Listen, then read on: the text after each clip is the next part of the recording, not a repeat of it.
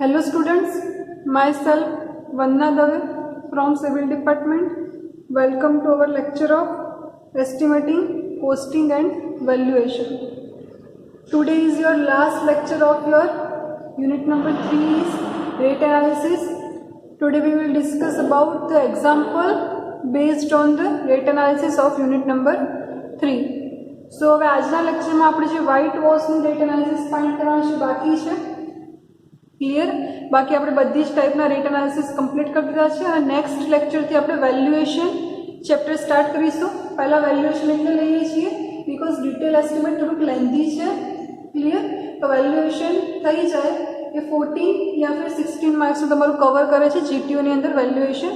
એ એક વખત થઈ જાય એકદમ ઇઝી ચેપ્ટર છે. ફોર્મ્યુલા ઉપરથી ડાયરેક્ટ તમારા એક્ઝામ્પલ સોલ્વ કરવાના છે. એ થઈ જશે પછી આપણે નેક્સ્ટ સેશનથી આપણે ડિટેલ એસ્ટિમેટ સ્ટાર્ટ કરીશું ક્લિયર. જે મોસ્ટ ઇમ્પોર્ટન્ટ છે અને જે એસ્ટિમેટિંગનું મેઇન પાર્ટ કહેવાય તમારું ડિટેલ એસ્ટિમેશન છે. સો આજે આપણે વ્હાઇટ વોશ માટેનું જે એક્ઝામ્પલ છે એ સ્ટાર્ટ કરીએ. તો સૌથી પહેલા ક્વેશ્ચન એવો છે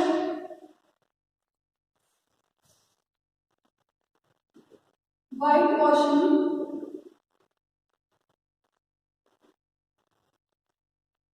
અથવા તો વ્હાઇટ વોશ પણ કહી શકીએ 3 કોટ્સ એટલે કે 3 કોટ જ્યારે આપણે વ્હાઇટ વોશ કરવો છે. વ્હાઇટ વોશ એટલે તમને ખબર છે જે ચૂનો લગાવીએ છીએ આપણે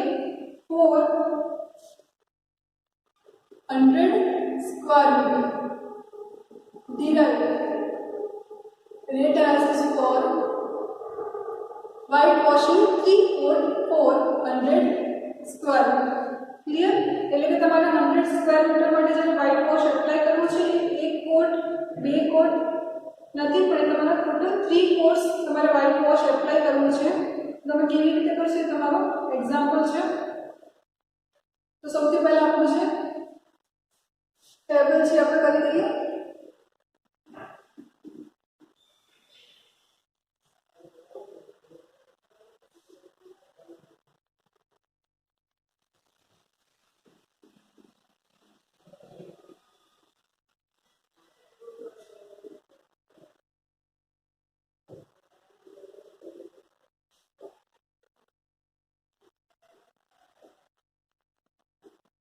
क्लियर है. आपको टेबल जो है આપણે એઝ ઇટ ઇઝ ડ્રો કરી દઈએ. સૌથી ઇઝીએસ્ટ એક્ઝામ્પલ છે આ material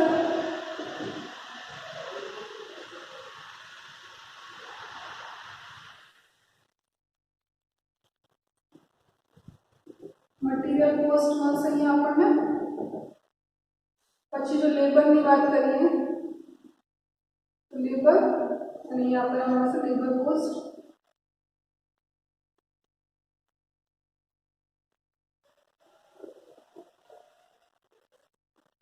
clear.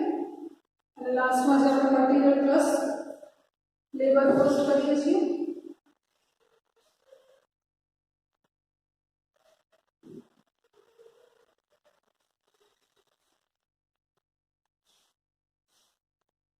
Material plus labour cost एना પછી આપણે 1.5% લગાઈશું વોટર ચાર્જ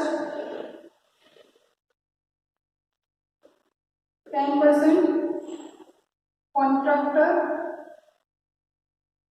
પ્રોફિટ એ ત્રણનું એડિશન કરીશું લાસ્ટ. ક્લિયર. સો આ જે ટેબલ છે એ છે આપણને જે આન્સર મળશે એ 100 સ્ક્વેર મીટર માટે આપેલું છે. તો અહીંયા આપણને મળશે 400 સ્ક્વેર મીટર ક્લિયર. સો 100 સ્ક્વેર મીટર છે તો આપણે એને શું કરશું 1 સ્ક્વેર મીટર માટે 1 સ્ક્વેર મીટર આપણે ડિવાઈડ બાય 100 કરી દઈશું તો આપણે અહીંયા લાસ્ટમાં આન્સર મળી જશે ક્લિયર. હવે વ્હાઇટ વોશ માટે જે મટીરીયલ જરૂર છે મટીરીયલનો કોઈ ઇમ્પોર્ટન્સ નથી બીકોઝ વ્હાઇટ વોશ તમારું શેનું હશે તો તમારું જે ચૂનો છે લાઇમ છે એનું તમારો વ્હાઇટ વોશ થશે ક્લિયર. તો આપણે જે ચૂનો છે એ તમારું મેઇન મટીરીયલ થશે લાઇમ જેને આપણે ઇંગ્લિશમાં કહીશું લાઇમ પાવડર. તો મટીરીયલ થશે લાઇમ પાવડર ક્લિયર. બીજા જે મટીરીયલ તમારે યુઝ થાય છે એ છે કાર્બન યુઝ થશે ઇન્ડિગો જે તમારો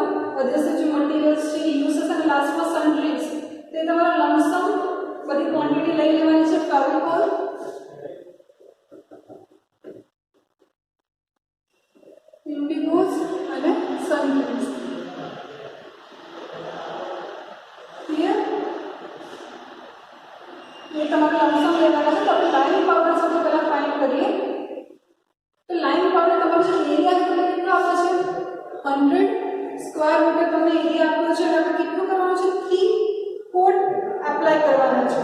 હવે એ કેવું સ્ટાન્ડર્ડ છે જ્યારે એક કોટ કરવો છે તો આપણે 10 kg લાઇન પાવડર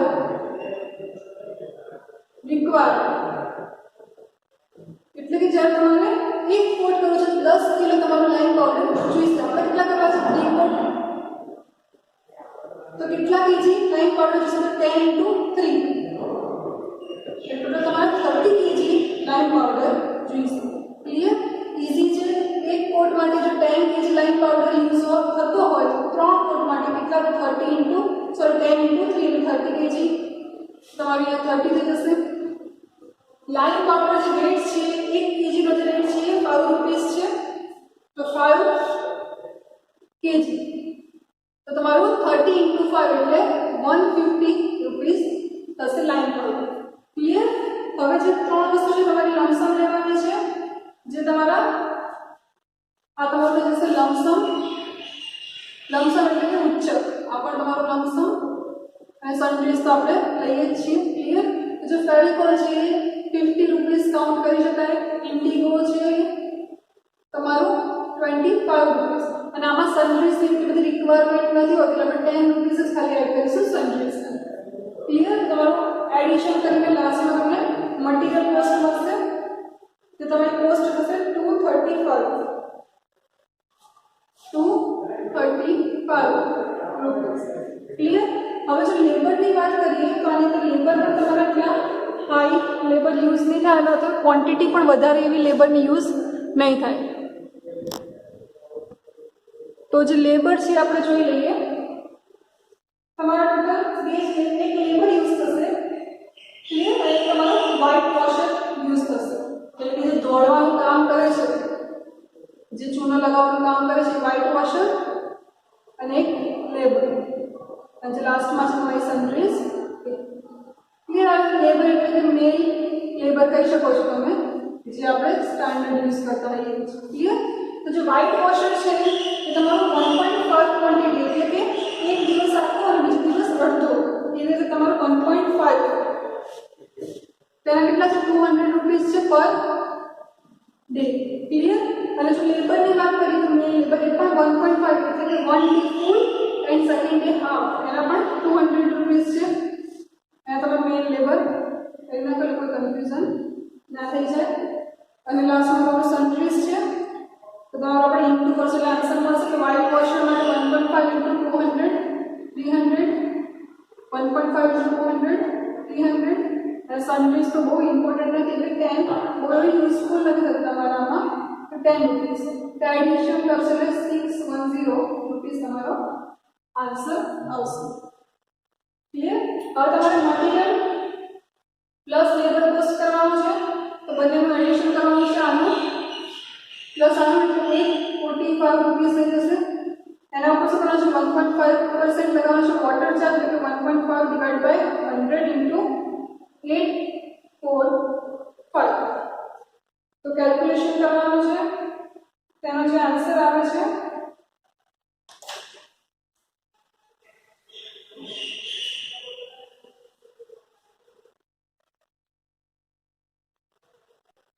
હવે જો તમે આનો આન્સર જોતા હશો તો બહુ જ નાની એની વેલ્યુ હશે જે આપણે નેગ્લેક્ટ કરી શકીએ. તો લાસ્ટમાં જ રાઉન્ડ ફિગર કરશું ત્યારે આપણે એને યુઝ કરી શકીએ છીએ. તો આપણે વોટર ચાર્જીસ જે છે એ આપણે વ્હાઇટ વોશની અંદર એપ્લાય નહીં કરીએ બિકોઝ બહુ નાની એની અમાઉન્ટ આવે છે અને વોટરનો એટલો સારો એવો યુઝ તમારા વ્હાઇટ વોશની અંદર થશે નહીં. એટલે આપણે કોઈ ચાર્જીસ એપ્લાય કરવા પડશે નહીં. તો ભાઈ તમારું શું થશે 10% કોન્ટ્રાક્ટર્સ પ્રોફિટ થશે.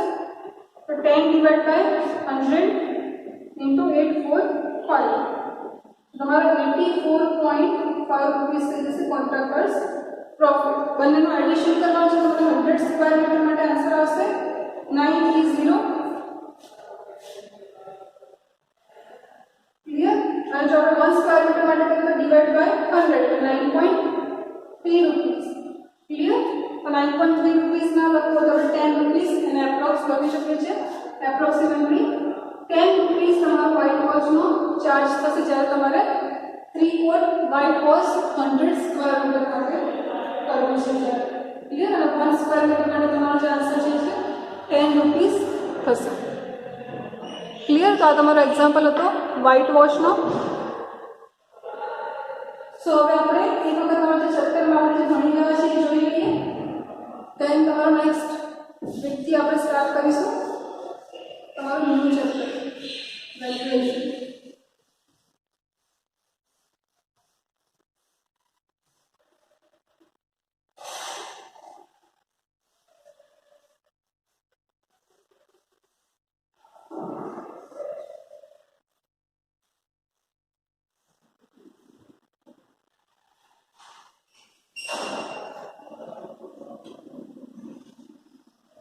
તમારું જે આખું ચેપ્ટર છે એને આપણે ડિવાઈડ કરીને તમારા ટોટલ આપણે જે ટાઈપ્સ ઓફ સમ કર્યા છે 8 ટાઈપ ઓફ સમ આપણે કર્યા હતા સૌથી પહેલા આપણે જોયું તો સિમેન્ટ કોન્ક્રીટ વર્ક એટલે કે જ્યારે સિમેન્ટ કોન્ક્રીટ વર્ક છે એના માટે કેવી રીતે આપણું થાય છે એમાં તમારું જે પ્રપોઝલ આપેલું છે 1:2:4 તો આપણે કેવી રીતે સિમેન્ટ સેન્ડ અને એગ્રીગેટ ફાઇન્ડ કરી દેતા હતા એ આપણે જોયું હતું જ્યારે કોન્ક્રીટ વર્ક છે ત્યારે એના પછી આપણે ફર્સ્ટ ક્લાસ બ્રિક વર્ક જોયું હતું first class brick work clear પછી આપણે આરસીસી સ્લેબ માટેના સમ જોયા હતા પછી તમારો આરસીસી કોલમ એન્ડ બીમ ના જે સમ છે આપણે જોયા હતા એના પછી નંબર 5 જોઈએ તો આપણે આરસીસી સ્લેબ અને બીમ અને કોલમ પછી આપણે જોયું તો brick bed cement concrete brick bed cement concrete and number 6 માં આપણે જોયું હતું brick bed line concrete clear પછી આપણે આજે જે જોયું છે તમારું વ્હાઇટ વોશ અને એક તમારું બ્રિક વોલ જ બ્રિક વર્ક જ છે પણ ક્યાં છે brick work in partition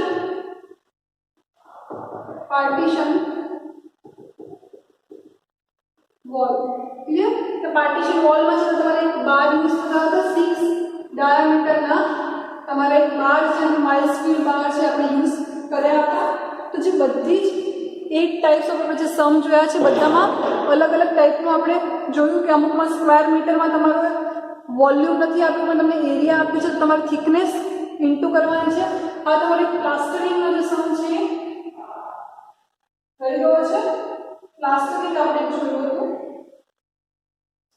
number 9 plastering એ તમારું આટલા એમથી પ્લાસ્ટર કરો છો કેવી રીતે થશે આમાં જો આઈએમપી કહી શકીએ તો સૌથી મોસ્ટ આઈએમપી તમારું કોન્ક્રીટ વર્ક માટેનું છે એક બ્રિક વર્ક તમારું આઈએમપી છે અને એના પછી તમારું પ્લાસ્ટરિંગ છે આરસીસી સ્લેબ બીમ આ પણ પૂછાય છે ક્લિયર આ તમારા જે બંને છે 7 અને 8 એટલા બધા મેજર એવા આઈએમપી નથી બાકી તમારા બ્રિક બેડ પણ અમુક વખતે પૂછી લે છે બાકી મોસ્ટ આઈએમપી તમારું કોન્ક્રીટ વર્ક બ્રિક વર્ક અને પ્લાસ્ટરિંગ મોસ્ટ આઈએમપી છે ક્લિયર તો તમારે હવે કંઈ પણ આમાં ડાઉટ હોય તો ફરીથી એક વખત રિવાઇઝ કરીને તમારે વિડીયો જે પ્રીવિયસ જે વિડીયો છે તમારે જોઈ લેવાનો છે જેના પણ જેટલા પણ તમારા કેવી રીતે કેલ્ક્યુલેશન થશે અમુક જે છે તમારા સેમ કેલ્ક્યુલેશનવાળા છે પણ અમુક એવી વસ્તુ છે કે તમારા લેબર પણ ચેન્જ થાય છે અને એનું જે કેલ્ક્યુલેશન છે એ પણ તમારું ચેન્જ થઈ જાય છે ક્લિયર તે તમારે અલગ રીતે એને સોલ્વ કરવાના છે પ્લાસ્ટરિંગનો સમ છે તો તમારો જે એરિયા છે તમને નથી ગીવન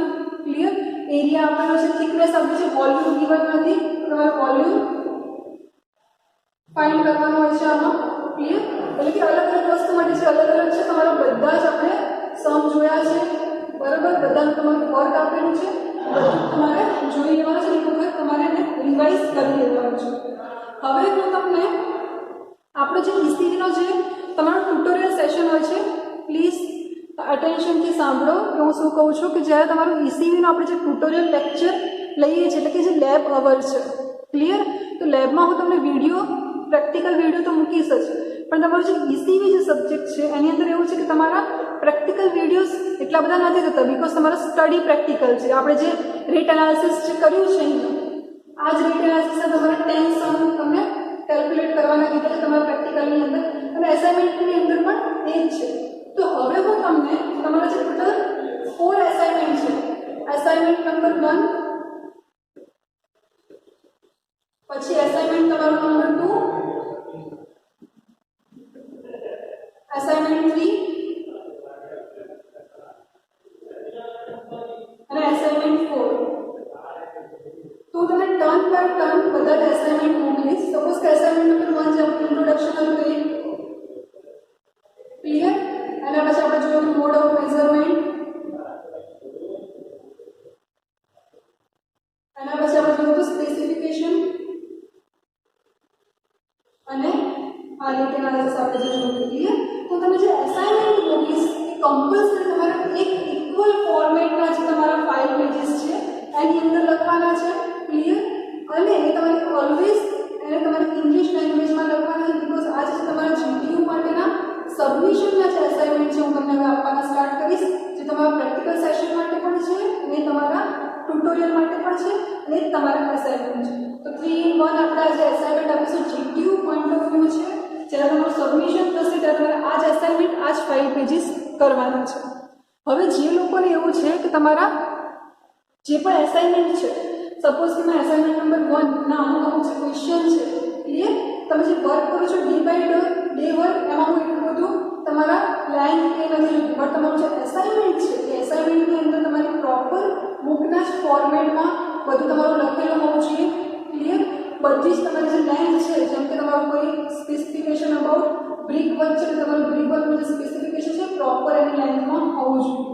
હવે અમુક વખતે એવું થશે કે હું તમે જે એસાઇનમેન્ટ નંબર 1 આપીશ તમે લખેલા હશે, ક્લિયર, કારણ કે પહેલાં તમે એસાઇનમેન્ટ સાઇન કર્યા હતા, જો લખેલા છે તો કંઈ વાંધો નથી, એને ફરીથી જો સરખા પેજીસમાં નથી તો સરખા પેજીસમાં લઈ દેવાના છે. બટ કહેવાનું એટલું છે કે તમારું જે એસાઇનમેન્ટ છે એક જ ફોર્મેટમાં હોવું જોઈએ અને એક જ સિક્વન્સમાં હોવું જોઈએ. હું તમને હવે જે સિક્વન્સ સેન્ડ કરીશ એસાઇનમેન્ટ વાઇઝ 1 2 3 4 એ સિક્વન્સમાં તમારા એસાઇનમેન્ટ હોવા જોઈએ, અને એનું જે પણ મટીરિયલ છે તમારે ઇંગ્લિશમાં લખવાનું છે, લેન્થ છે પ્રોપર હોવી જોઈએ, બિકોઝ ઇઝીનું તમારું એસાઇનમેન્ટ છે આટલી સાઇઝની આટલી થિકનેસ સુધી થશે જ. ક્લિયર. હજી આપણે ડિટેલ એસ્ટિમેટ કરીશું, વેલ્યુએશન કરીશું. સો એસાઇનમેન્ટ તમારે ત્યાંથી નેક્સ્ટ હું તમારા જે ટ્યુટોરિયલ છે એની અંદર હું મૂકીશ તમારા એસાઇનમેન્ટ, તો તમારા એસાઇનમેન્ટને ધ્યાનથી બધા લખવાના છે. જો લખેલા છે ક્વેશ્ચન અને સરખા એવા ફોર્મેટમાં લખેલા છે તો એના એક તમે એસાઇનમેન્ટની અંદર મૂકીને ક્વેશ્ચન નંબરિંગ કરી દેશો તો ચાલશે. અધરવાઇઝ જો નથી કરેલા તો તમારે એસાઇનમેન્ટ મોકલવાના છે. હવે જો આપણે ટ્યુટોરિયલની વાત કરીએ, જે તમારી એક્સરસાઇઝ છે પ્રેક્ટિકલ એક્સરસાઇઝ, એની અંદર તમારું બધું જ તમે જે એસાઇનમેન્ટ આપે છે ઇન્ક્લુડ થઈ જશે એક્સરસાઇઝની અંદર. ખાલી એક્સ્ટ્રા જે તમારું છે ઇન્ટરપ્રેટ સિવિલ એન્જિનિયરિંગ ડ્રોઈંગ, એટલે કે જે તમારું સિવિલ એન્જિનિયરિંગ ડ્રોઈંગ જે સમજાવવાનું હતું એ જે તમારું એસાઇનમેન્ટમાં તમને આપ્યું હતું ટ્યુટોરિયલ વર્કમાં, એ તમારું એક એક્સ્ટ્રા એડ થશે. અધરવાઇઝ તમારે જે એસાઇનમેન્ટ આપીશ એ તમારું આખું તમારી પ્રેક્ટિકલ એક્સરસાઇઝ થઈ જશે. એટલે કે તમારું જે સિવિલ એન્જિનિયરિંગ ડ્રોઈંગ જે સમજાવવાનું છે એ તમારું એક હોવું જોઈએ. જ્યારે આપણે એસાઇનમેન્ટ હું ચેક કરીશ ત્યારે, એટલે જેને પણ આ બાકી છે, એટલે મેં ફરીથી અમે વિડીયો મૂક્યો હતો, જેને પણ આ બાકી છે ફરીથી એક વખત જોઈ લો. નથી આવડતું તો તમે સેમ તમારા ડ્રોઈંગ લેશો, સિવિલ એન્જિનિયરિંગમાં ચાલશે, બટ બધાને ઇન્ડિવિજ્યુઅલ હોવું જોઈએ. તો આ તમારું એક એક્સરસાઇઝ તમારી એડ થશે. ક્લિયર. તો નેક્સ્ટ લેક્ચરથી આપણે જે વેલ્યુએશન ચેપ્ટર છે આપણે સ્ટાર્ટ કરીશું. Clear. So to be continued in the next lecture. Thank you for the watching.